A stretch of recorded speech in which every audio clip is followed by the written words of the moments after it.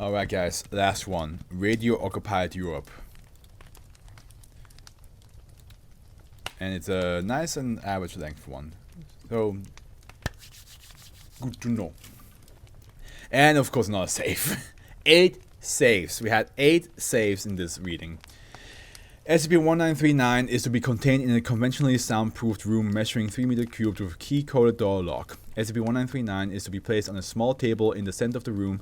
Additional furnishing to include recording devices, 2, 1 primary plus 1 redundant, and a standard powered European electrical outlet, CE 7/4 German Schuko, 16A/250 volt V grounded. And none of that made sense to me.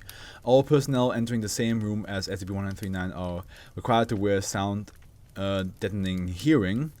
Protection access may be granted to personnel level 2 or above at the discretion of the director of site. I'm thinking of maybe moving the webcam over here on this screen, which will actually help us like this. Yeah, I'll think about it. SCP-1939 appears as a commercially radio measuring approximately 45 times 32 times 25 centimeters of a design dating to either the late 1920s or early 1930s. All markings on the body and on internal components are in German. Comparison to similar devices of known provenance from the suspected time frame reveal its construction and components are entirely conventional and otherwise unremarkable. Though it does not exactly match any product offered in the catalog of companies known to be manufacturing commercial radios between 1920 and 1953, the year it was discovered by the USFA personnel demolishing a civilian dwelling to expand a NATO logistical depot near redacted. The internal components are identical to those found in commercial radios manufactured during the aforementioned time frame, though the serial numbers found on them do not match any found in the records of companies making similar components. When powered, SCP-1939 is capable of picking up several stations comprising news, music, and state programming. These are entirely in German. The broadcasts which play from its speakers do not match the radio broadcasts of any extant radio station. Radio triangulation has failed to pinpoint a source for these broadcasts, and scans of radio frequencies across all wavelengths are unable to detect them. Jamming attempts using military-grade ECM devices have failed to prevent SCP-1939 from receiving them, nor thus placing it deep on the ground where radio waves should be unable to penetrate. Okay. Much of the music played and artists mentioned are unable to be found in any other media, excepting when SCP-1939 was being tested or disassembled. Foundation personnel have transcribed and translated these broadcasts with particular attention paid to these news broadcasts.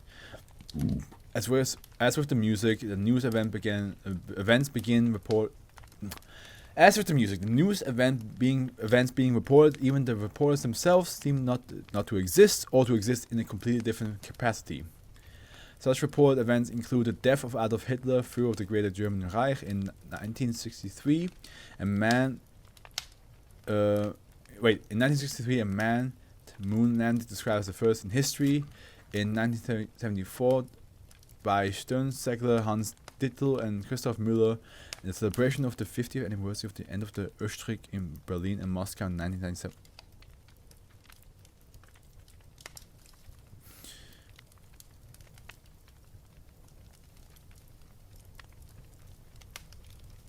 Interesting. Historians who were played recordings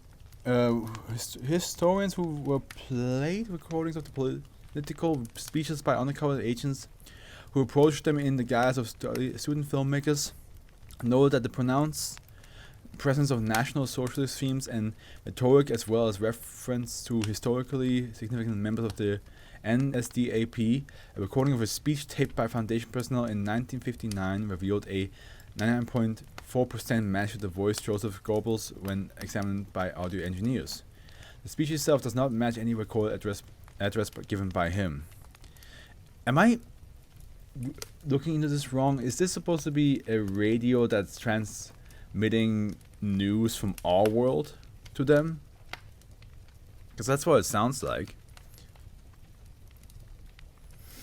Repeated attempts to to place some of SCP-1939's components into another radio or into television to see if the anomalous properties are intrinsic to SCP-1939 itself or are capable of being transmitted by the parts contained therein have thus far gone without success. When powered down, SCP-1939 becomes inoperative and ceases to receive any transmissions. Exposure to the broadcast from SCP-1939 appears to induce psychological changes in humans. Dr. Know that the janitorial staff assigned to maintain SCP-1939 containment cell had a statistically significant lower rate of absenteeism and reported insubordination with higher reported rates of job satisfaction. Experiments with D-class personnel specifically selected for oppositional personalities and histories of insubordination revealed that exposure of the broadcast from SCP-1939 reduced oppositional and defiant personality markers in 78% of those exposed, inducing what can be best described as docility and obedience. Interesting, I did not expect that effect. This effect occurs regardless of subject's knowledge of the German language and seems to become more pronounced with greater exposure. Before the experiment was terminated, no discernible maximal point of this effect was noted, though it did seem to diminish after periods without exposure. Additionally, affected subjects experienced changes to their political beliefs, regardless of prior political persuasion or lack thereof. Subjects exposed to SCP-139 begin to have a noticeable affinity for the policies of National Socialism, including a pronounced support for the curtailing of civilian liberties, particularly toward racial and religious minorities, state control and regulation of private economic activity, a sense that the subject's own race is superior to all others, oh boy, and the use of military force to impose this political order on non-adherent nations or ethnic groups. The remaining 22% of subjects exposed showed either statistically insignificant effect or no effect at all. The effect appears only to occur when exposed to broadcasts from SCP-139 itself. Recordings of these broadcasts played to a control group on a different device produced no discernible effect. Excerpt of interview of D-87654.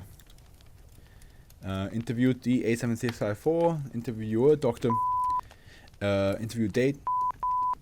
Forward. Prior to the acquisition by the Foundation, D-87654 was a member of an animal rights activist group who was convicted of felony murder when one of her associates died during the break-in of a pharmaceutical company laboratory conducting late-stage drug development testing on animals.